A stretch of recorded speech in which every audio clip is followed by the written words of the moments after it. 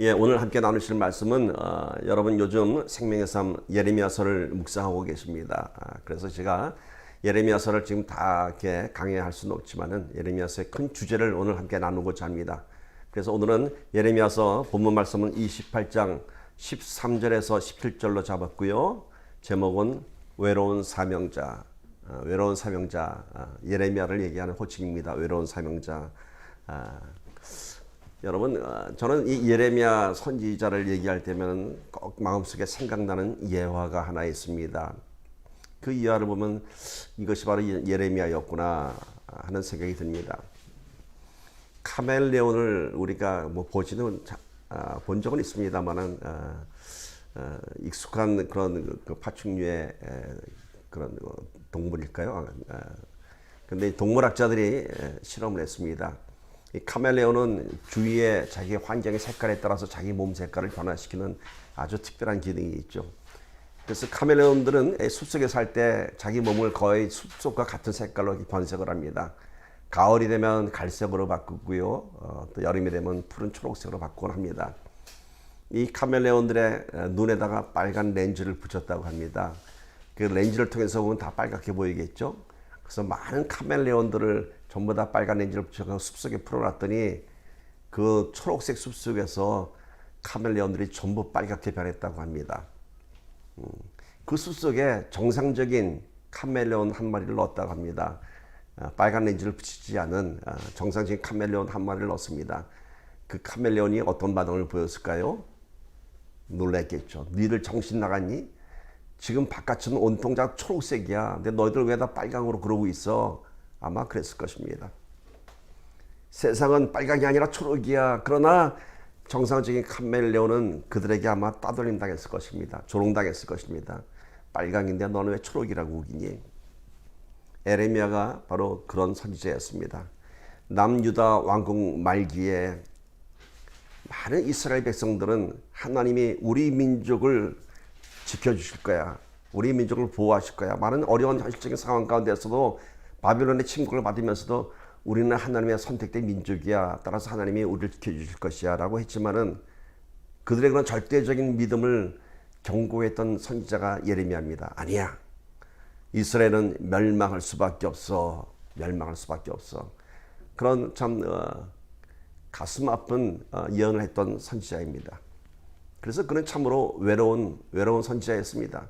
혼자 따돌림을 당했던 선지자였습니다. 오늘은 이스라엘 민족을 향한 예레미야의 선지자의 가슴 아픈 예언과 더 나아가서 이 예언의 말씀이 당시 이스라엘의 역사를 초월해서 오늘 저와 여러분에게 무슨 메시지를 전하고 있는지 함께 나눠보기를 원합니다. 구약에 활동했던 선지자들은 그들의 했던 그런 예언의 내용들, 선지의 내용들이 크게 두 가지로 요약되고 있습니다. 제일 중요한 메시지는 선지자들이 구약에서 외치던 가장 중요한 메시지는 이 땅에 오실 메시아에 대한 예언이었습니다. 그리고 두 번째는 하나님 앞에 범죄한 이스라엘 민족에 대한 심판과 다시 또 회복시키는 그런 하나님의 역사에 대해서 예언을 하고 있습니다. 그런데 예레미야는 오직 한 가지만 전했습니다. 바로 이스라엘의 멸망만을 전했습니다. 이스라엘 백성들 입장에서 보면은 참 마음에 안 들겠죠. 기분 나쁜 선지자죠. 세상 말로 하면 그래서 재수 없는 선지자라고 할까요? 그런 선지자였습니다. 자, 당시 상황을 좀 봅시다. 예레미야가 활동했던 시기는 BC 527년에서 BC 580년까지 이렇게 약 60년에 가까운 그 남유다 왕국의 멸망하는 마지막 시기에 활동했던 선지자입니다. 남유다 왕국은 BC 587년에 바빌론의 멸망을 당했습니다. 이 남유다 왕국의 마지막 때에 예레미야는 40년이라는 긴 세월 동안 줄곧 이스라엘 민족이 멸망할 것이라고 그렇게 가슴 아픈 예언을 했습니다. 그의 이러한 예언을 당시의 이스라엘 백성들과 지도자들이 좋아할 리 없었습니다. 그래서 그는 이스라엘 백성들에게 늘 눈에 가시 같은 존재였고요. 결국은 진흙구덩이의 우물에 빠뜨려서 죽을 뻔했던 그런 어려운 일을 당하게 됐습니다. 38장에 기록되어 있습니다. 여러분 곧 보시게 될 거예요. 또한 하나님은 이 패망한 시대를 살아가야 할 선지자로서 예레미야에게 너는 결혼도 하지 말라고 합니다. 왜 결혼도 하지 말라고 하는지 이제 뒤에 나눠볼 것입니다. 그래서 그는 평생 외로운 선지자가 되어서 이스라엘 향한 하나님의 심판을 경고하고 있습니다. 그래서 예레미야를 눈물의 선지자라고 얘기들 하고 있습니다. 이스라엘의 피할 수 없는 비극의 역사를 예언한 예레미야의 예언의 내용과 당시의 이스라엘의 상황을 오늘 예레미야서 28장을 통해서 좀 알아보려고 합니다. 28장의 그런 시대적 상황을 전반적으로 제가 요약을 하고 오늘 본문의 말씀을 보도록 합니다. 여러분은 이제 오늘 말씀 듣고 나시면 나중에 28장의 내용을 다시 한번 읽어보시기를 부탁드립니다. 자, BC 598년에서 BC 597년에 남유다의 19번째 왕이 등장합니다. 이름이 여호야긴입니다. 여호야긴. 그러나 그는 왕위에 올라가서 겨우 3달을 통치한 후에 바벨론 제국의 침략을 받아서 항복을 하고 바벨론의 포로로 끌려갑니다. 이때 끌려갈 때 포로로만 끌려가는 것이 아니라 성전에 있던 모든 기물들을 다 바벨론에 빼앗깁니다. 성전의 기물들이 뭔가요? 제사 드리는 그러한 성스러운 물건들이었습니다. 또한 남유다의 상류 지도층 사람들이 역시 다 포로로 끌려갑니다. 그런데 이 포로로 끌려간 것은 19번째 왕 여호야긴 왕 때 끌려간 것이 아니라 그 앞에 왕 18대 왕 여호야김, 이름이 비슷하죠? 그 18대 왕은 여호야김이고 19대 왕은 여호야긴입니다. 좀 쉽게 기억하려면 18대 왕 때부터 남유다는 김이 빠지기 시작했습니다. 그래서 여호야김이고요. 김이 더 빠지니까 여호야긴이 19번째 왕, 그 아들이 왕이 되었습니다. 이미 18대 왕 여호야김 때에 바벨론의 침공을 받고 3년간 조공을 바치게 됩니다. 그러면서 이때 많은 사람들이 포로로 끌려가는데 어떤 사람들이 끌려갔냐면은 왕족을 비롯한 상류층 계층의 젊은 사람들이 끌려갔습니다. 그러니까 다니엘과 세 친구들이 끌려간 것도 바로 18번째 왕 여호야김 왕 때 끌려갔습니다. 예레미야의 예언이 시작된 것도 바로 이 18대 왕 여호야김 왕 때부터 예언이 시작됐습니다. 그리고 이 바벨론의 당시 느부갓네살 왕은 남유다의 모든 통치권을 빼앗았습니다. 그리고 19대 여호야긴 왕 때에 그의 삼촌인 그의 아들도 아니고 삼촌인 시드기야를 남유다의 20번째 왕으로 세우고요. 이 시드기야가 남유다의 마지막 왕이 됩니다. 그리고 BC 587년 결국 남유다 왕국은 바벨론에 완전히 멸망을 당해서 시드기야 왕이 마지막 역사로 기록되고 합니다. 겨우 3대 왕에 걸쳐서 많은 시간이 지나지 않은 상태에서 포로로 끌려가고 조공을 바치고 나라의 통치권을 빼앗기고 백성들이 다 포로로 끌려갔습니다. 어쩌면 이스라엘의 멸망은 그 시대적 상황에서 눈에 보이는 것이었습니다. 바벨론의 조공을 바치기 시작하면서 마지막 왕의 통치권까지 바벨론에 빼앗긴 이스라엘은 이미 식민지 국가나 다름없었습니다. 그런 상황에서 예레미야가 이스라엘은 멸망하고 말 것이야 라고 예언을 했던 것입니다. 나라가 이 지경이 되었으면 이스라엘 백성들은 이 예레미야의 예언을 받아들여야 했습니다. 현실이 그렇게 굴러가고 있었지 않습니까? 그러나 목이 곧은 백성들, 어쩌면 하나님만 절대적으로 믿었던 이 백성들은 이 예언을 듣기를 원하지 않았습니다. 이때 이 바벨론에 멸망하는 마지막 왕 시드기야 왕 때에 한 선지자가 나타나서 놀라운 예언을 합니다. 하나냐라고 하는 한 선지자가 나타나서 하나님의 말씀이라면서 이스라엘에 매우 놀라운 예언을 합니다. 그 예언의 내용이 이렇습니다. 하나님께서 바벨론 왕의 멍에를 꺾을 것이고, 그리고 또한 빼앗겼던 모든 성전의 기물들을 2년 안에 다 찾아줄 것이고, 포로로 잡혀간 사람들도 다시 다 돌아오게 할 것이라고 얘기합니다. 얼마나 듣기 좋은 예언입니까? 소망의 예언입니다. 바로 이스라엘 백성들이 믿었던, 또 듣고 싶어 했던 그런 예언이었습니다. 그런데 당시에 이 남유다에는 두 부류의 사람들이 있었습니다. 한편은 범죄한 이스라엘의 범죄로 인하여서 바벨론의 포로로 끌려가는 것은, 즉 이스라엘이 멸망당하는 것은 당연한 하나님의 심판이고, 이러한 징계를 받은 후에 하나님의 긍휼하신 회복을 구해야 한다고 생각하는 사람들이 있었습니다. 그리고 또 한편은 어떻게 우리가 예루살렘 성전을 이 땅에 두고 이방 민족의 포로가 될 수 있겠는가? 어떻게 해서든지 예루살렘을 지켜야 하고 그런 우리를 하나님께서 지켜주실 것이라고 믿는 사람들이 있었습니다. 객관적으로 볼 때는 두 번째 부류의 사람들이 훨씬 더 애국적이고 훨씬 더 믿음이 좋은 사람들 같습니다. 그러나 그것은 애국도 아니고 믿음 좋은 경건한 신앙도 아니고 단지 현실을 부인하는 무모한 소망에 불과했습니다.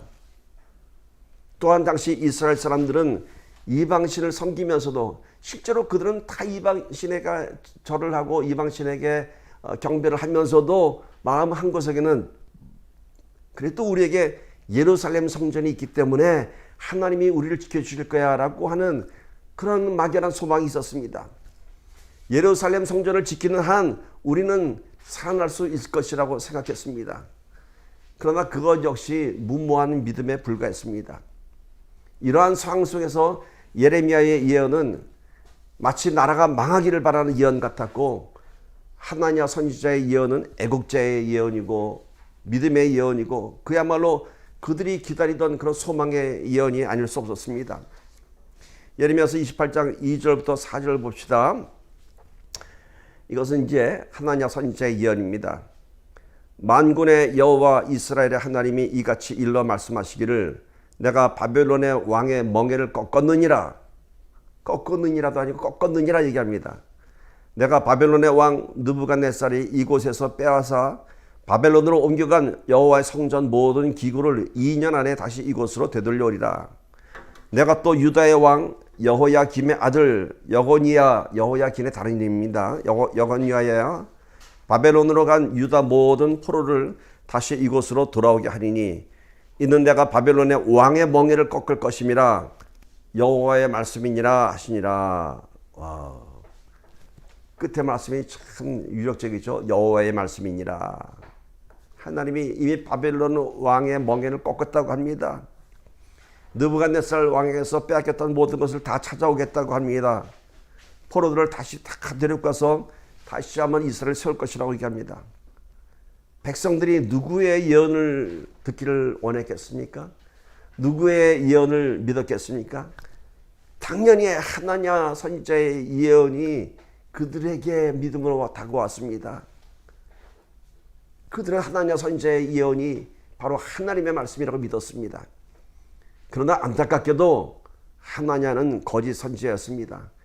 그는 하나님의 말씀을 대언한 것이 아니고 실망에 빠져있는 백성들을 위로하기 위해서, 소망을 주기 위해서, 어쩌면 사람들에게 자기가 어떤 관심을 받기 위해서 인간적인 생각으로 거짓 예언을 한 것입니다. 어쩌면 그의 의도는 백성들에게 용기를 주기 위한 선한 것처럼 보이기도 합니다. 그러나 하나님의 뜻과 계획을 부인하는 막연한 소망, 거짓된 소망의 예언은 하나님 앞에 거짓이고 큰 범죄입니다. 받아야 할 징계는 받아야 하고 건너야 할 광야는 건너야 하는 것입니다. 그 후에 용서와 회개를 통한 하나님의 긍휼을 구하고 기다려야 하는 것입니다. 하나냐 선지자에 대하여 예레미야는 이렇게 얘기합니다. 그래, 나도 네 예언처럼 그렇게 되었으면 좋겠다. 정말 그렇게 되었으면 좋겠다. 정말 하나님이 바벨론을 멸망하고 빼앗겼던 모든 것을 다 되찾아오고 포로로 끌려간 사람이 다 되돌아왔으면 좋겠다. 그러나 이미 이 땅에 내려진 하나님의 심판은 피할 수 없는 것이라고 얘기합니다.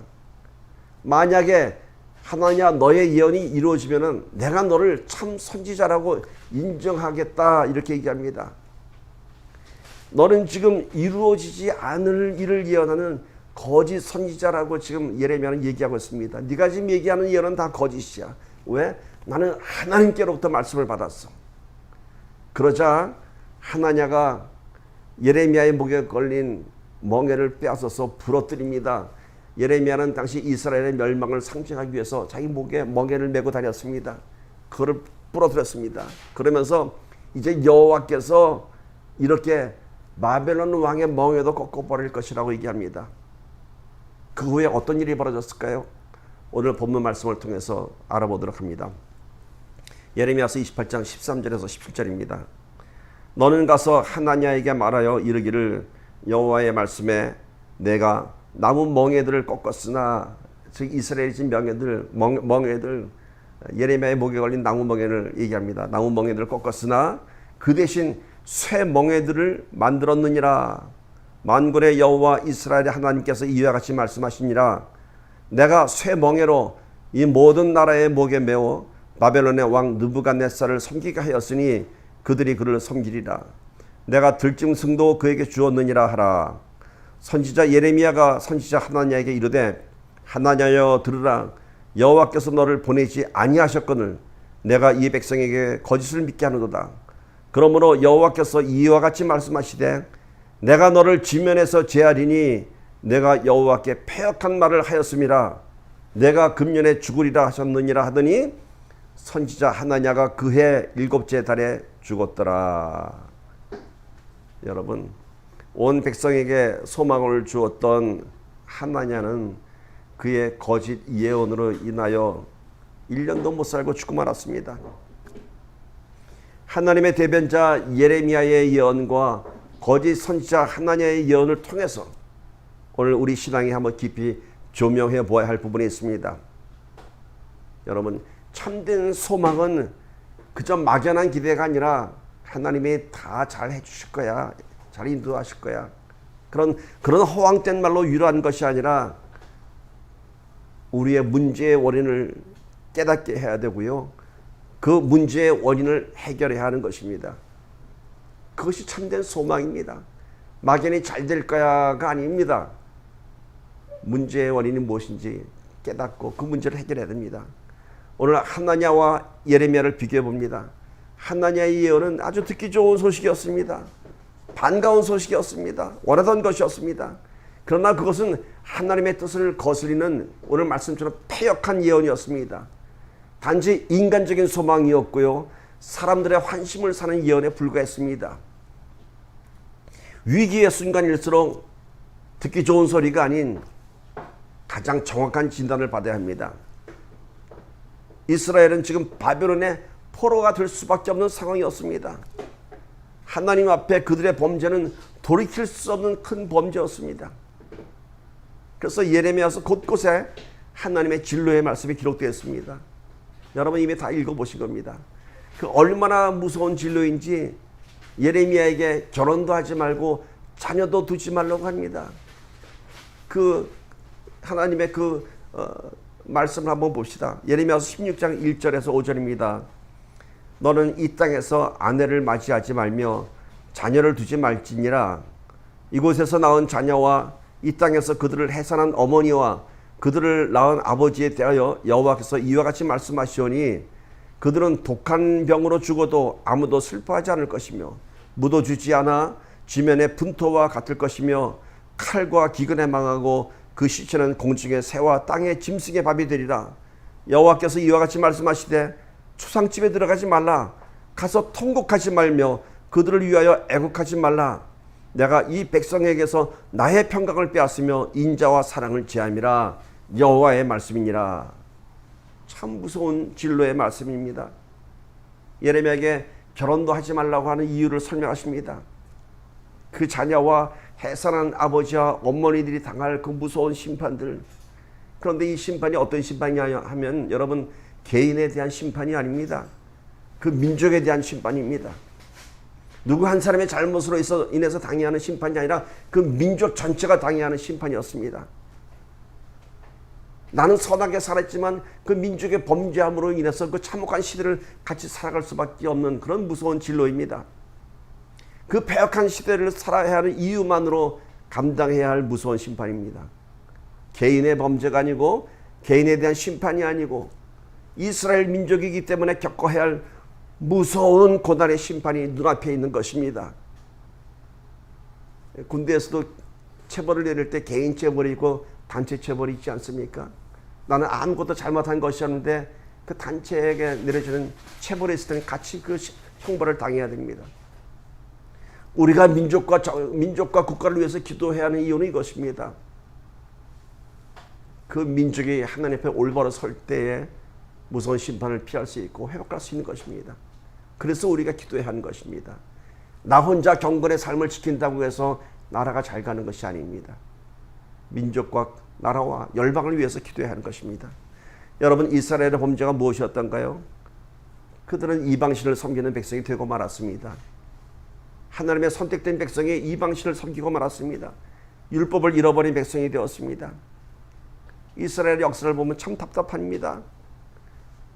하나님의 심판이 내려지고 회개하고 다시 회복되고 그것이 반복되고 있습니다. 그러나 더 안타까운 것은 그 역사가 지금 이스라엘에서 끝나는 것이 아니라 지금 우리에게도 우리의 신앙 속에서도 여전히 반복되고 있다는 사실입니다. 우리가 이스라엘 역사를 훤히 잘 알면서 그 결과가 무엇인지 알면서 더 무서운 것은 우리도 그렇게 살아가고 있다는 것입니다. 우리에게 이방신이 무엇인가요?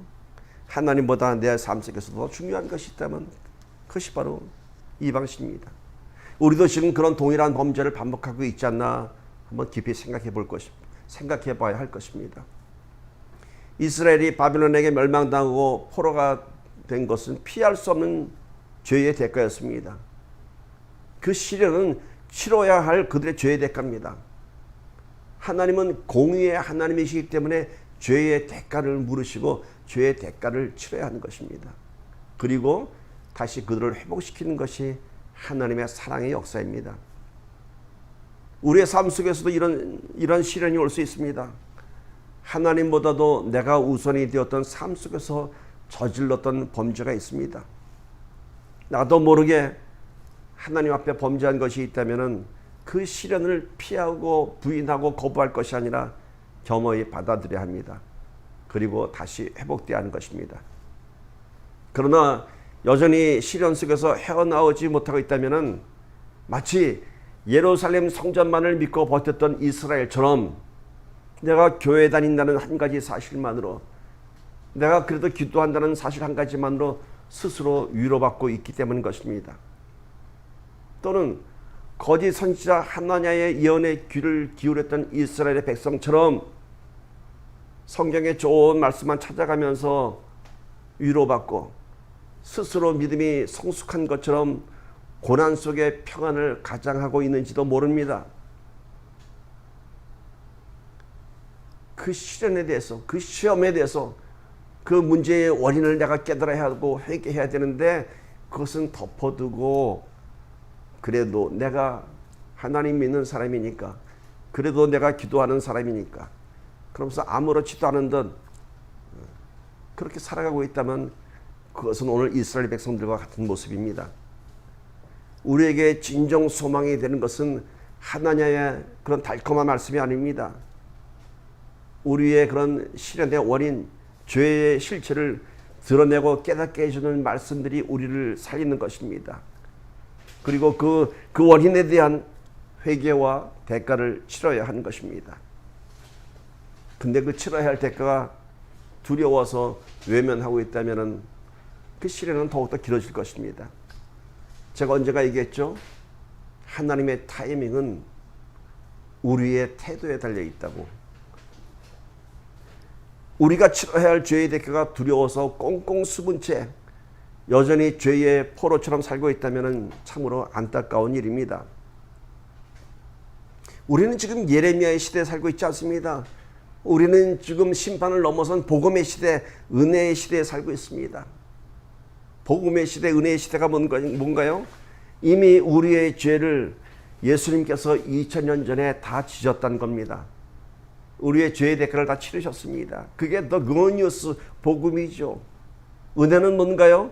우리는 단지 우리의 죄를 깨닫고 고백하며 예수님 앞에 나오면은 우리가 모든 것이 용서되고 회복되는 것입니다. 그것이 은혜입니다. 이스라엘처럼 70년의 포로 시대를 맞지 않아도 되고요. 멸망하지 않아도 되고 이스라엘 백성처럼 진노의 대상이 되지 않습니다. 이미 모든 그 죄의 대가를 예수님께서 미리 치르셨기 때문인 것입니다.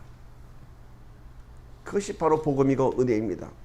그런데 그 귀한 은혜를 모르고 여전히 죄를 숨기고 부끄러워하기 때문에 그것을 깨달으라고 우리에게 시련을 주시는 것입니다.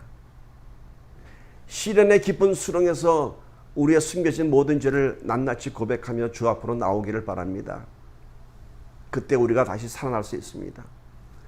물론 우리는 앞으로도 수도 없이 더 하나님의 마음을 아프게 할 수 있습니다. 육신의 몸을 입고 있는 한 죄에서 자유로울 수 없는 것이 우리들입니다. 그렇다고 죄에 대해서 무기력하게 쓰러져서는 안 됩니다. 죄에 쓰러지지만 그 상태가 계속되거나 죄에 대해서 무감각해져서는 안 됩니다. 결코 죄에 익숙해지고 죄에 대해서 뻔뻔해져서는 안 됩니다. 자포자기해서는 안 됩니다. 나는 어쩔 수 없는 사람이야 그러고 넘어가서는 안 됩니다. 죄의 대가가 두려워서 죄에서 멀리하라고 하는 것도 아닙니다. 하나님의 심판이 참 무서운 거니까 죄에서 떠나야 돼. 물론 이런 선지자의 예언이지만은 오늘 제가 얘기하고 싶은 것은 우리는 지금 복음의 시대에 살고 있습니다. 심판을 당해야지만이 회복되는 것이 아닙니다. 우리가 성령으로 우리의 혼과 우리의 영이 정결해지면은 우리가 이제 회복될 수 있습니다. 즉 하나님의 심판을 통해서 죄가 두려워지는 것이 아니라 우리의 영과 혼이 정결해지면은 우리가 죄가 싫어지게 되어 있습니다. 심판을 통한 죄의 문제를 해결하는 것이 아니라 우리는 성령으로 죄의 문제를 해결할 수 있습니다. 우리가 성령으로 거듭나면은 죄가 더럽게 생각됩니다. 처절하게 죄가 싫어집니다. 예전에는 죄 짓는 것이 더 재미있었고 죄 짓는 것이 두렵지 않았지만은 새 옷을 입고 그 새 옷이 더럽혀질까 봐 조심하는 것처럼 이제 우리의 몸과 마음이 정결해지면은 죄가 싫어지게 되어 있습니다. 이제 우리가 그렇게 죄에 대해서 정결해지기를 바랍니다. 이스라엘의 포로 역사에 담긴 이 의미를 한번 알아봅시다. 이스라엘의 포로 생활은 하나님의 징계이고 심판이었기 때문에 그 처참한 고난의 시간이었습니다. 그러나 이 처참한 포로 시대를 통해서 고난의 시대를 통해서 이스라엘은 영적인 유익함을 얻을 수 있었습니다. 무너진 성전을 사모하게 되었고요. 말씀과 제사가 회복이 되었습니다. 또한 출애굽에서부터 함께 하신 하나님의 역사를 다시 회복할 수 있었습니다. 바벨론의 포로로 끌려간 그 세대가 다시 하나님을 알게 되었습니다. 포로 시대를 통해서 잃어버린 정체성이 다시 회복되었습니다. 이 포로 시대는, 이 고난의 시대는 하나님의 징계와 심판만이 목적이 아니라 잃어버린 백성들을 다시 찾고자 하는 하나님의 사랑의 역사가 진정한 목적이었습니다. 죄의 대가를 치르게 함으로써 새로운 출발을 가능케 하셨습니다. 예레미야 선지자의 예언은 다른 선지자들의 예언과 다른 점이 하나 있습니다. 대개 선지자들의 메시지는 크게 두 가지를 제시하고 있습니다. 첫 번째는 너희가 회개하고 악에서 떠나 순종하면은 하나님께서 징계를 거두시리라 이거였고요. 너희가 회개하고 돌아오면 하나님의 심판을 거두시리라. 심판을 피하리라. 또 두 번째는요. 그러나 너희가 만일 회개하지 않고 악에서 떠나지 않으면 심판을 받게 되리라. 즉 다른 선지자들은 지금 뭘 요구했나요? 회개를 요구했어요. 너희가 회개하지 않으면 하나님 앞에 그 마음을 돌리지 않으면 너희가 큰 무서운 심판을 받으리라. 두 번째는 너희가 지금 심판을 피할 수 있는 길이 있다는 것입니다. 그래서 다른 선지자들은 심판을 피하기 위한 그런 말씀들을 많이 예언했습니다. 물론 예레미야도 포로 후에 회복에 대한 말씀을 선포하게 됐습니다. 그러나 가장 그가 줄 것 없이 외쳤던 한 가지는 멸망당해야 한다는 것입니다. 다른 선지자들은 너희가 이 심판을 피할 수 있어, 회개하면 돌아올 수 있어. 그러나 예레미야는 그것이 아닙니다. 일단 멸망해야 돼 이겁니다. 다른 선지자들은 멸망당할 수 있지만 너희가 회개하면 돌아올 수 있어, 심판을 피할 수 있어. 근데 예레미야는 그렇지 않습니다. 일단 멸망당해야 돼. 그리고 회복할 거야. 이미 너희가 저지른 그 범죄 때문에 이 징계는 피할 수 없다는 것입니다. 이 예레미야의 예언대로 이스라엘은 그 고난의 프로시를 겪어야 했고요. 그 고난의 프로시를 통해서 이제 말씀이 회복되고 제사가 살아나고 성전이 회복되었습니다. 그리고 하나님의 백성이라는 영적인 정체성이 회복되었습니다. 그런데 그들이 회복된 것은 그들의 노력이 아닌 오직 하나님의 주권적인 역사로 회복된 것입니다. 그들이 하나님을 찾았던 것이 아니라 하나님이 그들을 다시 끌고 나오셨습니다. 다시 그들을 예루살렘으로 귀환시키셨습니다. 하나님께서 오늘 우리에게 주신 은혜가 그겁니다.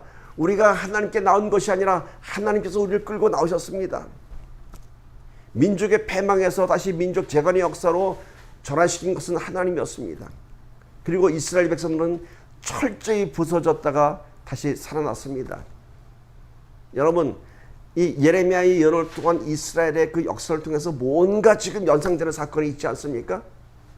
다른 선지자들은 심판을 피할 수 있어. 회개하면 돼. 빨리 하나님 앞에 돌아 나와. 그럼 하나님의 심판을 거두실 거야. 이거였는데 예레미야는 그렇지 않습니다. 일단 멸망할 수밖에 없어. 너희들이 저지른 그 범죄를 되돌릴 수 없어.